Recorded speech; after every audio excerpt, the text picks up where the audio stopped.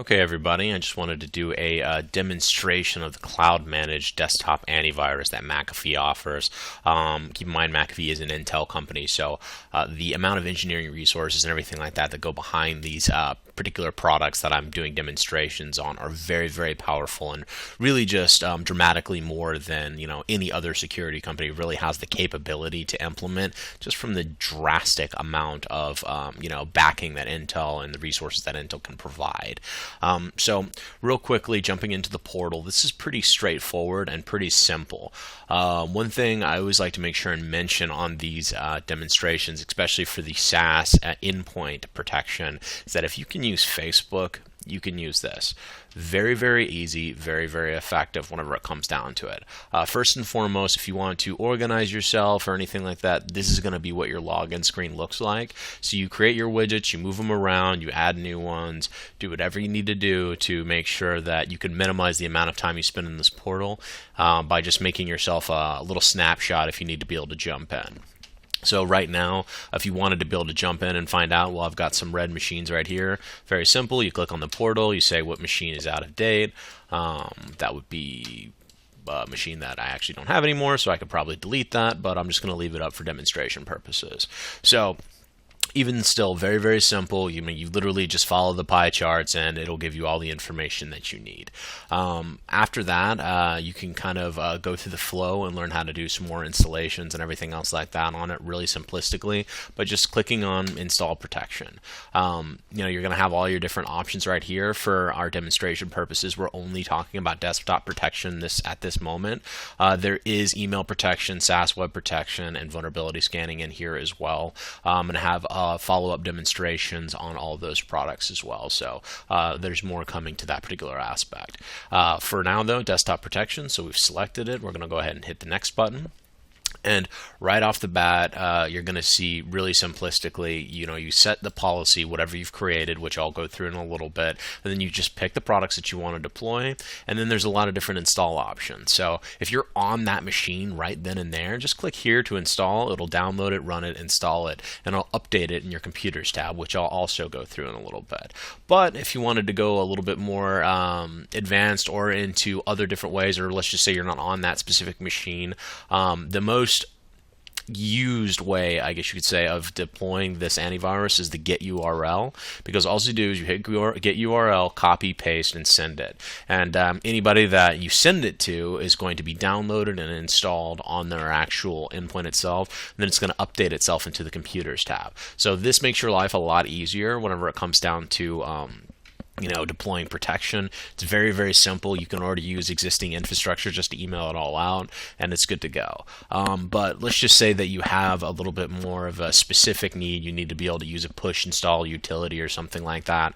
We do provide that. And then, of course, we've got advanced installs if you wanted to use like an Active Directory deployment, or if you wanted to do a silent install that involves no action by the client whatsoever. You can do that. Of course, you're going to have the permissions for it, but that's really neither here nor there. But after you do the installation on that, you just next, and you're done. So very simple, very straightforward, and you've deployed protection to those machines. After that, they're all going to show up in your computers tab. So let's just say we've got all your machines right here. You can sort them by policy, by report period. You can view the computers, or you can view them by groups, whatever you want to. I don't have any groups, so it's not going to let me drop down right now. And then just realistically, you just change them up. So let's just say that, this machine right here, seeing how I'm not really using that machine anymore, I could just hit this and delete. Or let's just say that I needed to update this machine. Well, then I can just assign a new policy to it. I only have this single policy, so it's not going to let me change any more policies or pick a different policy, seeing how I only have one. But even still, it's one of those things wherever if you needed to be able to assign something, all you have to do is click here, drop down, and assign. Very straightforward, very simplistic. And then manage your groups and everything associated from there. Policies, that's going to be the meat and potatoes of just about everything. So if you wanted to add a new policy, you can just pick the base policy you want to adapt from. So if you have a policy for a specific office that you have that's a remote location, but you need to make a follow-up policy for a similar location, but it's not the same, you can pick that follow-up location. It will copy everything, and then you just make the small tweaks you need to, so you don't have to create new policies from scratch every single time. A little bit of house cleaning on here in the policy identification and updates. Basically, first of all, McAfee uses something called a rumor technology. Very advanced and very powerful. But to maximize this technology, you want to change this from 12 hours to 4 hours. And the reason why you want to do that is because the way rumor technology works is instead of just having every machine go out to the cloud and then download its DAT file, that would be taxing on your infrastructure, and it would definitely slow things down at the perimeter. Not much, but it's still the point that we want to maximize your bandwidth and your company resources as best we can. So in this particular situation, we changed the update time to 4 hours because what rumor technology does is it looks for other machines inside of your infrastructure or inside of your group and asks them, do you have the DAT file? So if you make this update period shorter, it helps stagger that a little bit more, and it makes it to where those machines are going to pull updates from each other and not have to keep going out of your primary ingress egress point, which ultimately is going to save you, a lot of bandwidth resources, a lot of time, but it's also just an effective way to make sure all your machines are updated. So very, very cool there. And then you decide what you want your computers to be able to see or whatever you want them to be able to do. If they want to be able to update them, if you just want to show the icon. Really, this is own personal preference stuff right there. Virus and spyware protection. First and foremost, obviously, you want to be able to set on-demand scans or scheduled scans every once in a while.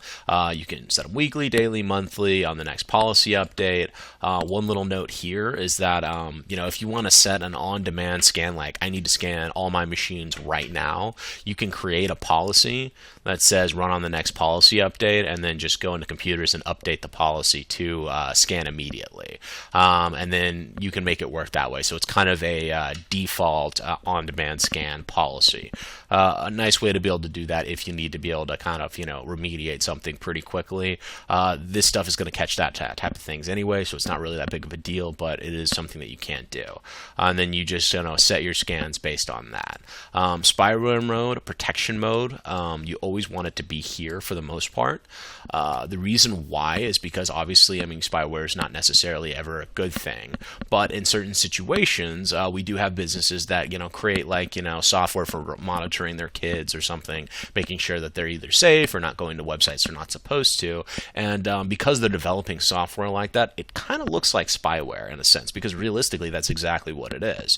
So though spyware is 99% not going to be something that's you want to allow, this is a situation wherever you would want to allow that. So we do offer prompt and report for companies that have that specific need, but pretty much everybody's going to be right here, and I do recommend leaving it there unless you're incurring issues with the software development side. That's not going to happen, though, unless you are literally creating spyware. So exclude files and folders. Of course, you just pick whatever you want to. You add the exclusion. You're good to go. Approve programs. This is a new policy list, so I'm not going to have a bunch of programs here, but you're just going to have a list of programs, and you just put approve or block as you move through. Very simple, single-click authentication. So if you want to approve something, it literally is one button touch.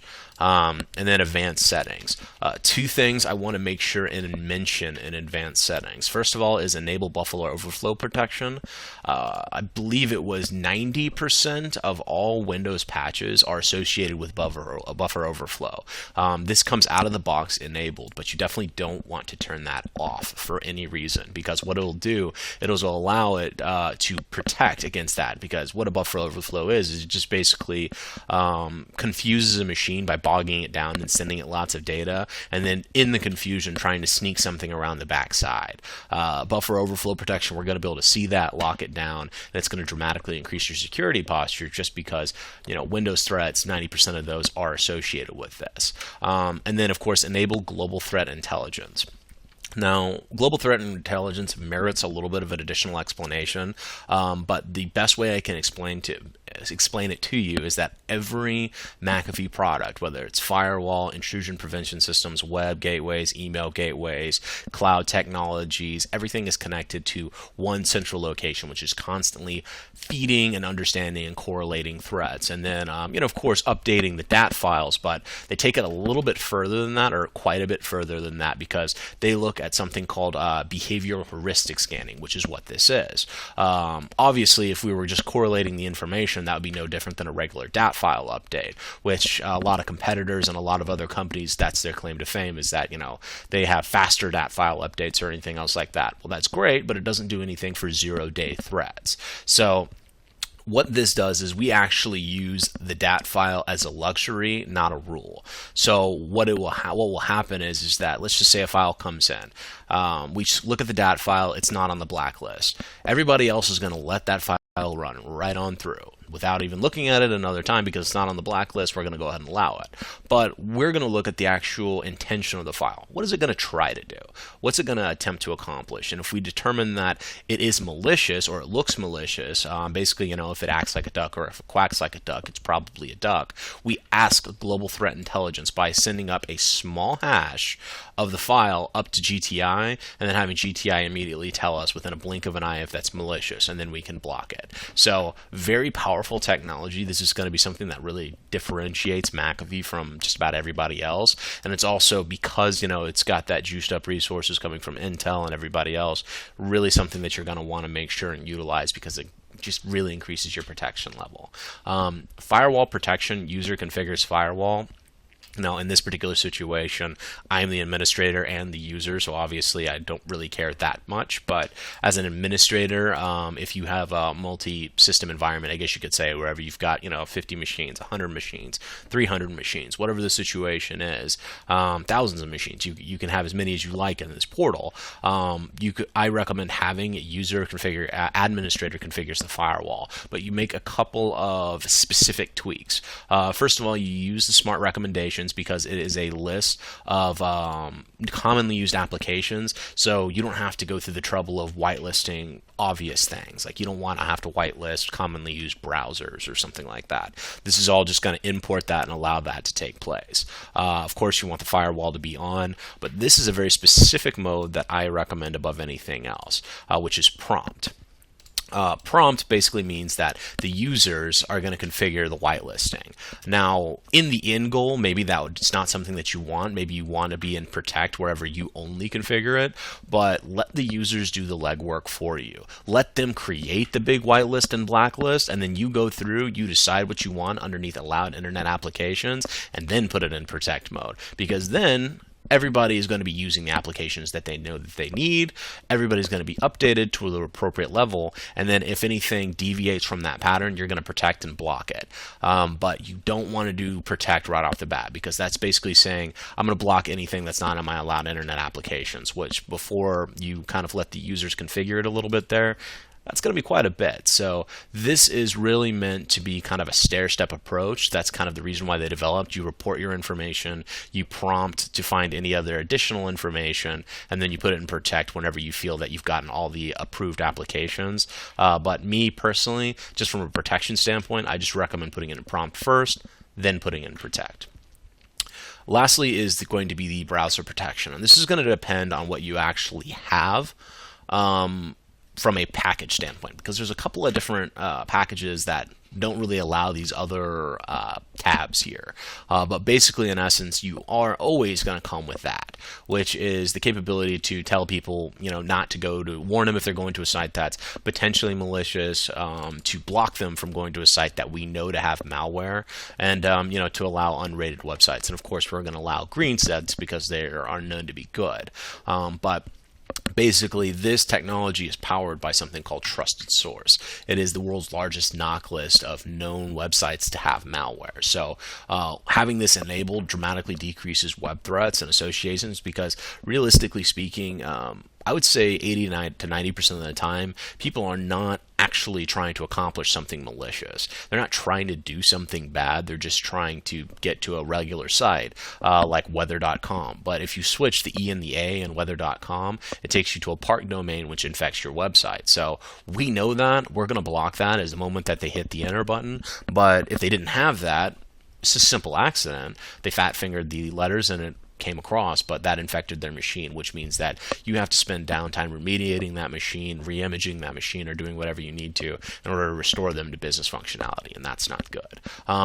After that, you do have some additional functionalities. If you go into a higher or more advanced capabilities, you can disable sites if you wanted to, or allow people to authenticate if either their user that you want to give special privileges to or whatever. And of course, that's going to be assigned by your computers tab wherever you pick specific groups that you want people to have. After that, content rules. Very powerful technology here, just because it uses that same trusted source wherever you can find all the websites known to have malware, but we also categorize them by function group and risk group. So if we know that this is going to affect bandwidth, or there's going to be sites that are going to affect bandwidth and we don't want to allow them, well, first of all, like media sharing, streaming media, web ads, media downloads, if you're in a business environment, most of these things really aren't necessary because they're probably using business computers and they're allocating machine resources to do something that isn't business productive, especially if they're actually downloading something down to there. This is a huge bandwidth constraint that you're going to be able to get rid of. If you want to get internet radio or TV so they can listen to some music while they're working, that's fine. But maybe you want to block these. You can specifically find out what's going to be something that's affecting your environment right now, and then cure it. I mean, I've got a customer currently that was having bandwidth issues, and they were staring down the barrel of having to purchase higher bandwidth lines, I guess you could say, and get a bigger connection. And then they just jumped in, used this bandwidth allocation, and shorted up a little bit, and they staved off having to purchase additional bandwidth or a bigger line for about another 6 months. So just how you approach it is also going to be a way to do that, and it also saves your business a lot of money. All in all, though, there's a lot of different functions, a lot of different risk groups. You just pick what you want. You hit allow, warn, or block. Very simple, very straightforward, one-touch buttons all the way through. And then let's just say, you block social networking for whatever reason, but because you have a specific team that uses Twitter all day, every single day, because they're your Facebook networking people, you can add them to the exception list, and you can just add in, Twitter. I want to allow this domain to be utilized. So very straightforward there. Last thing I want to touch on for this brief demonstration is going to be the reports tab. These are going to be all pre-canned reports that you can just kind of click on, get up and running, and see if there's any detections or any problems or anything. I'm not going to have a lot of history because right now I only have the one machine running inside of there, just because it's owned for my own personal machine or personal device. But basically, you can just click on any of these, double check it, and find out what's currently going on inside of your environment. You can schedule the reports up and have them sent to you. So it's really whatever you want to do. One thing I will say on this particular aspect that's a very, very useful tool is computer profiles. A lot of times businesses need to be able to run an audit to be able to determine, what machines are running, specific operating systems, service packs, things like that. A computer profile will give you the capability to pull up all the machines that are running our AV and kind of see all that data and then filter by it. So you can allocate and say, okay, well, I easily just was able to find out that all these people are on Windows XP. With some of my applications, that's not going to be supported here pretty soon. So I'm going to need to jump up to a higher OS. You identify them, you can remediate, and then you can update them. And then you update that into Computers tab as well. So in general, we've covered over the general dashboard. We've covered the Computers tab, policies and reporting, kind of how to set everything up and really how to get everything up and running. I personally went into detailed explanation on a lot of things just because it's good for you to know. But the most important thing here to realize is that if I was just setting up an environment, it would have taken less time for me to set up an environment than it would have taken for me to do this entire demonstration because I stopped to explain. So very, very easy, Very, very effective. It's not going to be something that's going to be difficult for you to implement in your environment, and that's the point. Everything updates and remediates automatically on its own. So realistically, this is a set and forget tool.